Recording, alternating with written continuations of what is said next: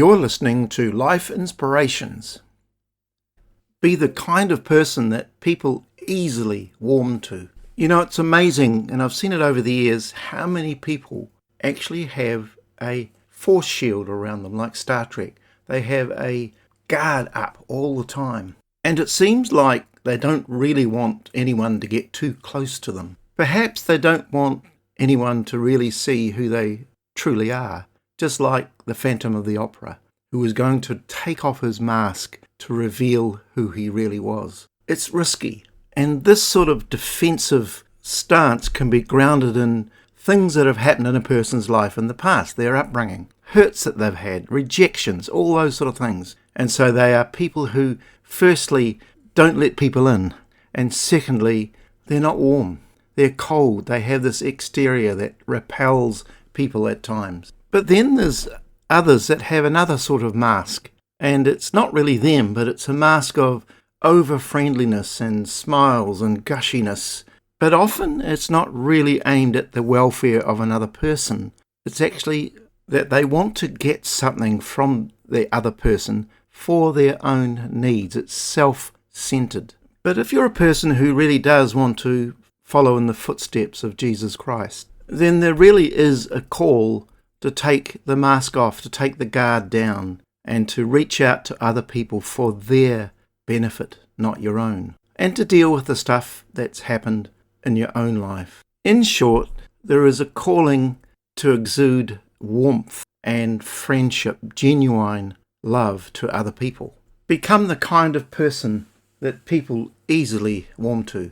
If you've ever played Monopoly, you find that it can boil down to a dog-eat-dog sort of scenario, where meanness and even cruelty seem to be part of the game. And Mr. Monopoly comes out with all these tips on how to have a great game of Monopoly. And most of these are to do with the financial bottom line. Know which properties have the highest return on investment. Figure out when to stay in jail when everyone has hotels, etc., etc. But the number one strategy or tip is actually quite surprising. It has nothing to do with financial acumen or a sense of timing. It's this: be the kind of player other people want to sit next to at the game. Be the kind of player other people don't mind losing to. And this is because it's a game that cannot be won without trades and deals, and that takes cooperation. So Mr. Monopoly says that other players don't like to lose to browbeaters and insulters and know-it-alls and inconsiderate players. And people like that will be shut out of trades. And apparently with this game it happens many, many times. And it can be a game of revenge or resentment. People don't know how to handle disappointment. And if people are embroiled in this type of behaviour, they often end up losing at the end of the game. So you become the kind of player, that's the tip, other people want to sit next to. The Bible's word for this is grace. Play with grace. Cultivate a gracious spirit. And the game presents for every player 3 challenges that must be navigated with grace. And these 3 challenges are the same for the game of life. And the first one is lose with grace. Lose with grace. And the reason that this is so important is that losing is an inevitable part of life. Losing gives us an invaluable window into the development of our character. For example, in the corporate world, what do we do when we're part of a team that makes a decision that we oppose? That's a good question. How do we handle it when a promotion is passed us by and goes to someone else? What do we do when our idea or proposal or invite for a date gets rejected? To live is to lose. It's part of life. But to lose badly, gracelessly, can be lethal. And one of the biggest fallacies of this losing thing is that people usually take it personally. What I mean by that is the self-talk where we say, because I lost at this, I am no good, I am a bad person. And sometimes there's earthquake lines going back to previous bad episodes or hurts or family of origin issues. And it can get worse if someone gets into a position like a boss at work. They float an idea or a project that is not really an idea, it's going to happen, but it's not a good idea. And so the staff or workers are made, really coerced, to take part in it. So they do, but they resent it. And the boss loses their respect and their loyalty, all because he didn't want to lose with his agenda. So instead, he loses what matters far more. And this can happen in many, many different organisations or workplaces, in churches, etc., etc.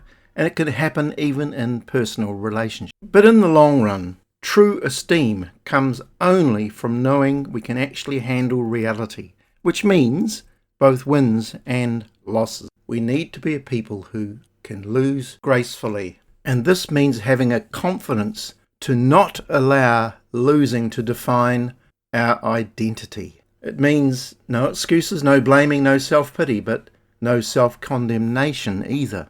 To learn to win and lose is so essential for bringing up young children. That's why games are great. We teach them to absorb the losses, but enjoy the wins. It means learning how to say congratulations to another person. It means learning to let go of an outcome I cannot change, but to hold on to the will to live fully and well. Secondly, learn to win gracefully.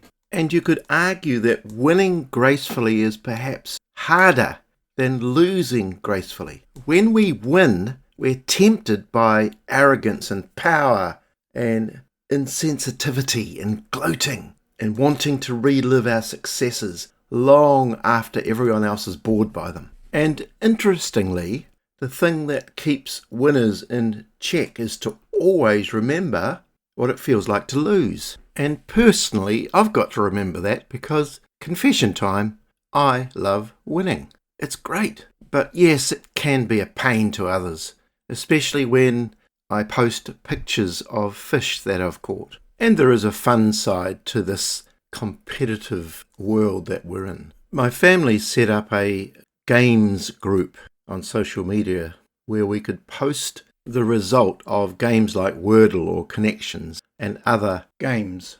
And there is a lot of banter, a lot of posting of GIFs and boasting, and if we lose, we post an emoji of a sad or crying person. But it's lightweight and it's fun. But in real life, we must learn how to lose. We must learn how to win with great grace. President Abraham Lincoln, for example, America's 16th president in 1861, was considered one of the great presidents of the United States. He did something astonishing when he came to power. He placed in his cabinet all his greatest rivals for the presidency. No one had ever done this before, and no one has done it since. Cabinet posts are generally rewards for loyalty. And when someone asked Lincoln why he would make such an unusual move, his response was that he would never dream of depriving the country of their leadership when it needed them most. What a great and generous thing to do. He had won, but he wasn't tempted to rub this in the face of his adversaries. He promoted them to his cabinet. Amazing. At the 2016 Rio Olympics, Abby D'Agostino from the United States helped New Zealand's Nikki Hamblin during a 5,000 metre heat. Hamblin had fallen and Abby tripped over her, causing both to fall with roughly 2,000 metres remaining. Instead of immediately continuing, she got up and immediately helped a dazed Hamblin, saying, "Get up, we have to finish this." And the roles were reversed later on when D'Agostino sustained a serious knee injury in a fall. And it was Hamblin who stopped to help and encourage the injured runner who was barely able to run. Both finished the race, but were advanced to the final by officials and were given the prestigious Pierre de Coubertin Medal, often known as the Fair Play Award, for their sportsmanship. Learning to win gracefully and learning to play the game of life gracefully is incredibly important. And to be quite honest, actually shows the face of God when a person does that. Lastly, learn to forgive gracefully. When you are in the game of life, you may win or you may lose, but for certain you will be wounded. And to deal with that hurt, you need that greatest kind of grace available, the grace to forgive. And I want you to imagine for a moment being assigned to carry a rock the size of a bowling ball around with you all the time. It's heavy, it's inconvenient, but you can never put it down. It's called a grudge. And it's really interesting because we talk about grudges the way we talk about babies. You can hold a grudge, you can carry a grudge, you can bear a grudge. We even talk about nursing a grudge. And that's fascinating because when you nurse something, you feed it that which will keep it alive and make it grow. Pretty soon it's full grown. Maybe you have a few of them. Of course, a person may not mean to deliberately carry such a grudge around. I mean, they don't say, I can't wait to pick up my grudge this morning and carry it around another day. But people do, every day. In the Bible, there's a man called Lamech, and you might call him the patron saint of the grudge. He lived a few generations after Adam and Eve on the Cain side of the family, and that's part of his story. When Cain killed his brother Abel, we're told that God put a mark on him. The mark was a sort of a warning. God said that if anyone killed Cain, he would suffer vengeance 7 times over. God knows that once the human race gives in to the desire for revenge, it will destroy itself. God was saying human beings are not to take vengeance into their own hands. And so a few generations after this, with Cain and Abel, Lamech was born. And we're told a couple of things about him. He married 2 wives, Adah and Zillah. No one had done that before. God's intent was for there to be one husband and one wife. The 2 shall become one flesh. So Lamech had the distinction of introducing polygamy into the human race, with all the problems that would create for women.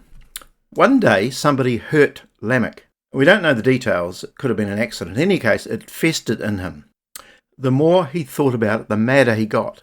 That's the way bitterness works. So he decided to get even. He picked up a rock. And Lamech said to his wives, listen to this, Adah and Zillah, listen to me, wives of Lamech, hear my words. I've killed a man for wounding me, a young man for injuring me. If Cain is avenged 7 times, then Lamech 77 times. Didn't seem to have any sense of guilt or remorse. In his mind, he was absolutely justified. His enemy had it coming.